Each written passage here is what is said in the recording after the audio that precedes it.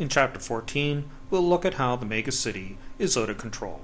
In the late 1990s, the urban-rural scales tipped, and now over half the world's population live in urban areas. Megacities share some common themes. They prioritize economic competitiveness and employment. The employment matters but may be sacrificed for growth. Transport overtakes all other infrastructure concerns. Better governance is a vital step towards better cities.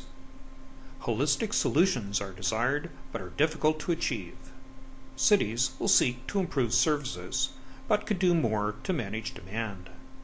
Technology will help deliver transparency and efficiency, and finally, the private sector has a role to play in increasing efficiency.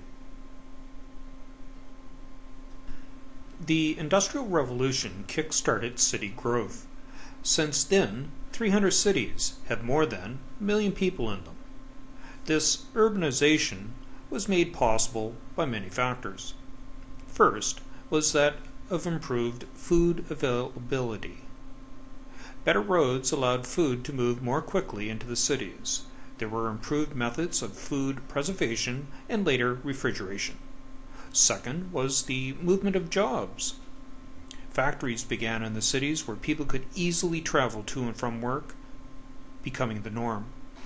The improvements in farm mechanization meant it took less labor to keep the farms going. The loss of cottage industries and crafts occurred because of mass marketing of goods. The third change was the elimination of health risks. Improvements in plumbing, particularly sewage and water lines, meant a healthier urban population. Then, garbage removal started. A final reason has to do with the massive shift in the growth rates of cities. In the LDCs, the larger the city, the greater the growth. The multinational started establishing major manufacturing plants in the LDC to take advantage of the low-wage labor. From 1950 to 2000, the cities were magnets, growing 7 times in size. In the NDCs, growth was slower, but still 75% of the population live in urban areas. Megacities have more than 8 million people in them. The U.S. predicts that by 2025 there will be 15 cities in the world with more than 20 million people in them. Cities today are global powerhouses. They host headquarters of transnational businesses. They have the best transportation and communication networks, and they are politically powerful. There are 2 sources of people that fuel the growth of urban areas. 1, natural births, and 2, migration. Migration is both internal to a country and external. In LDCs, growth is largely from the rural-urban movement. Half the population's growth is from migration, the other half from new births. Young migrants are the majority of migrants. In the MDCs, many move from the cities to the rural areas. There are low birth rates, so most of the new population growth comes from immigrants. In the most developed countries, rural areas are generally pleasant. There are good schools, medical services, and some jobs. It is a quieter and cheaper way of life than in the city, and there is usually a stronger sense of community in the rural areas. In the less developed countries, the rural areas are filled with poverty and poor living conditions. There are few jobs, little educational opportunity, and not much land ownership. The pull factor of the cities is the excitement. Cities have a pull like a magnet. There are possibilities of jobs, better schools, better health care, and greater availability of food. Those who can't find work can scavenge for materials, beg for coins, or find part-time work. Big city life in the LDCs is also about the excitement of a bustling center. People can shop for a range of goods and services, and the city never seems to sleep. There's a range of housing from fortified mansions to huts. In MDCs, growth is slow, and there is enough money to provide adequate infrastructure.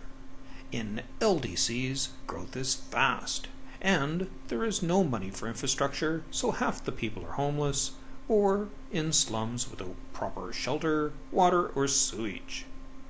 Life expectancy rates are low.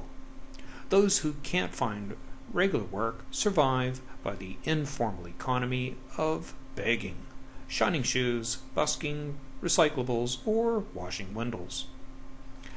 Crime and prostitution are common. Those in extreme poverty have three options: life on the street, life in the slum, or life in a shantytown. Life on the street means no money and no job. A family will find a piece of sidewalk near one of the shops. They'll keep their belongings and make a makeshift structure in which to reside. Because they're in or near the business district, the merchants make life hard for them. The street gangs and police harass them as well. Life on the streets is dangerous, and most lose all their possessions. Life in the slums is one where people usually rent, not own a flat. It's often the business people that live here, putting up with the rats and cockroaches because it's close to their own work. The residents of the slums can walk or take public transit to their jobs or businesses. Millions of people live in the shantytowns. People find land that no one else is using and build there. They use whatever they can find: wood, concrete blocks, corrugated metal, cardboard, and plastic. To gain rights to an existing structure, new residents pay a one-time fee to someone willing to go back to life on the street. These shantytowns develop on the outskirts, often in swamps, floodplains, or steep hills. Often, they're next to factories, transportation corridors, and garbage dumps. Governments find trying to remove the residents once they're settled to be too much trouble. The major problem for the residents of shantytowns are to make a living.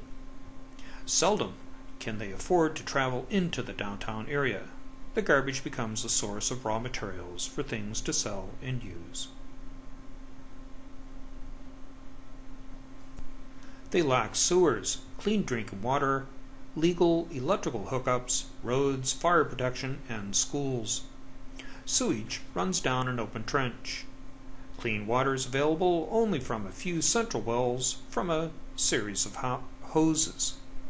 Electricity is from illegal and dangerous hookups and gets cut off regularly.